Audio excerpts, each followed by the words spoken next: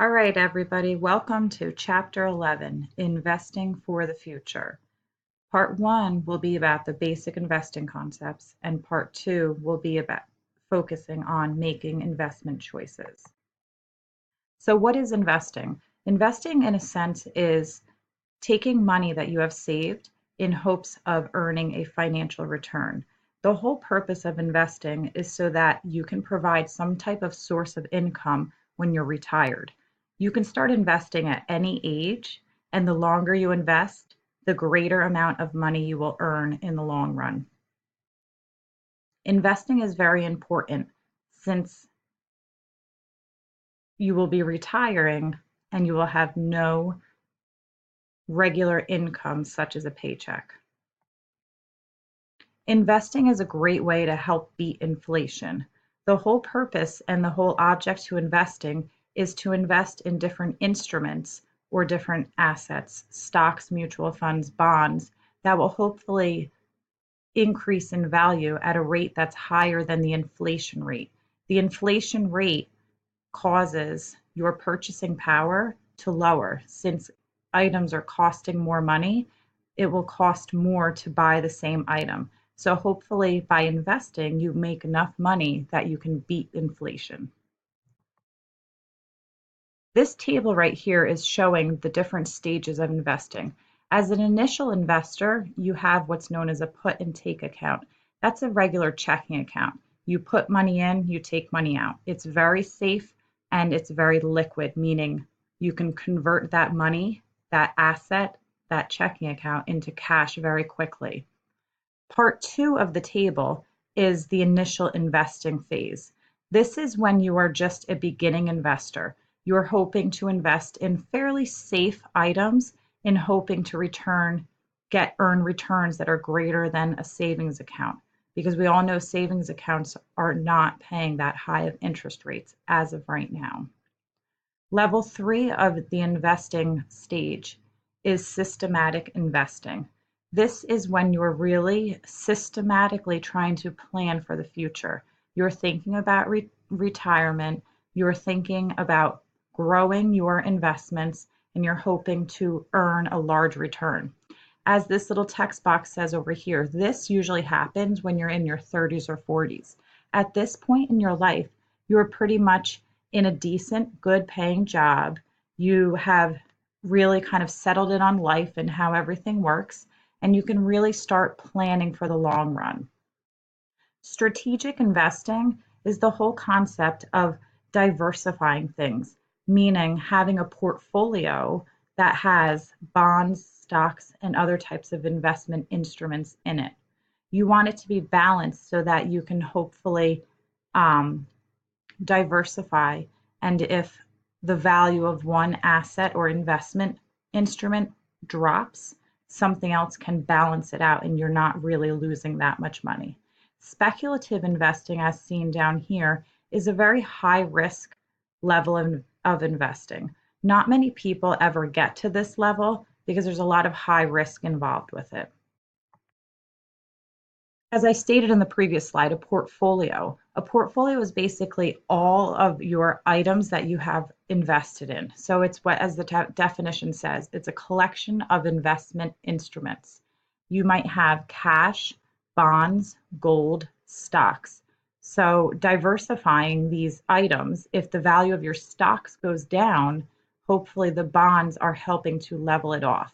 Diversification is the whole idea of spreading the risk among different instruments, such as if you had all of your money invested in one item, in one basket here, if this basket fell, you would lose all of your eggs.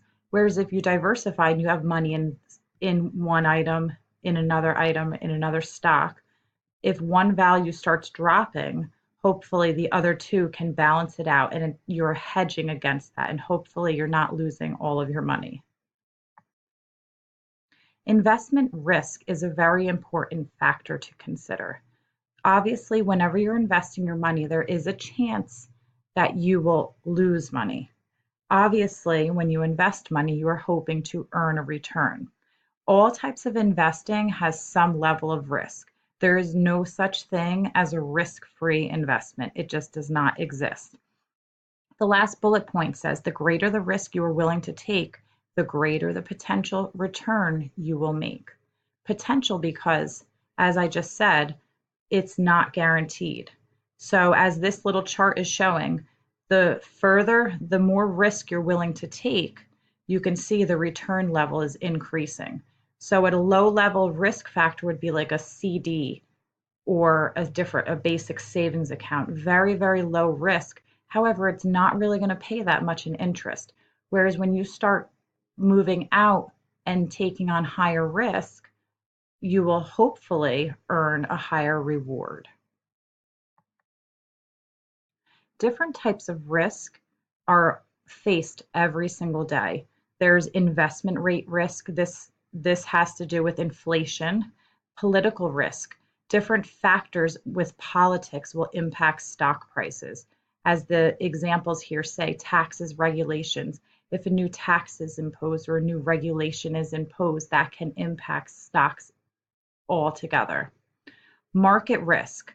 This is all the general market. When we say the market, we're kind of just saying, like, in a sense, like the world and all the financial markets.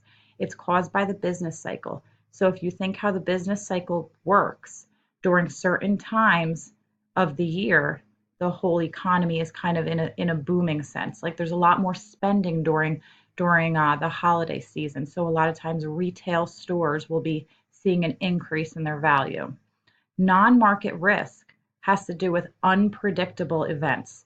So something that might happen, such as about, I think it was 2011, the BP oil spill happened. That was a man-made unpredictable event that really had a negative impact on the BP stock. Company and industry risk. So if there's something happens within the company or in the industry, it can have an impact on all the companies that are associated with it. So if you think of automotive industry, if something happens within the automotive industry, the different companies that are involved with the automotive industry can see impacts. Tire companies, auto part retail stores, and such. Investments can be seen as being temporary or permanent. Temporary, as I highlighted here, is usually you're going to reevaluate it or kind of take another look at it within a year or less. Permanent investments are held for a much longer time frame, 5, 10 years, or even longer than that. So a permanent style investment that you might buy would be, say, a rental property or a second home. That's something you might hold on to for years to come because people always consider second houses and real estate as a great investment because the value obviously 10, 15, 20 years from now should go up. Where can you get different sources of financial information? I know it's kind of crazy to think, but newspapers, that's still always the number one go-to. But newspapers have now taken on a whole new meaning. You get your newspaper information all online. Then there's different investor services, financial magazines. If you work with a broker, you can talk with them. Financial advisors, a lot of people will have a financial advisor that they work with that will help manage their investments for them. Annual reports that are issued by different companies and different online investor education. There's a lot of great websites out there. The internet has so much valuable information, and all it takes is a little bit of time, and you can really learn a lot about investing. Low risk, low return investments are considered bonds, savings accounts, and such. A bond, in a sense, is just an IOU that the government or a company issues. The company or the government will sell a bond to people. People will give that company or the government money for that bond. The bond will have a maturity date of, say, 10 years from now that they need to repay and pay up on that bond. Medium risk, medium return investments are considered stocks, mutual funds, and annuities and real estate. Stocks are what we think of most commonly when we talk about investing. Stocks are just a simple basic unit of ownership in a company. As long as the company is publicly traded, you can buy stock within that company. A mutual fund is similar to a stock, except a mutual fund, there is a large amount of money pooled from many, many investors, and the mutual fund is managed by a company. That company then will select what bonds and stocks to buy within that fund. Annuity is a different style of investment where it's a contract that it guarantees regular payments to the investor, and these payments usually take place during retirement years. And real estate is the last listed medium risk, medium return investment instrument. High risk, high return. We don't really get into these that much because this is very speculative and it's very high level investing knowledge. Futures, options, penny stocks, and collectibles. Futures have to do with commodity purchases. Options are a very, very high level investing strategy where you're buying, you have a strike price and you're buying the option to buy it. It's very complicated in nature. If you're really interested in learning more about it, there's a lot of great online websites available. Penny stocks are just very speculative, brand new companies. Obviously, they're very inexpensive. They're usually considered penny stocks, but they are usually $5 and under. These are high risk stocks to buy into.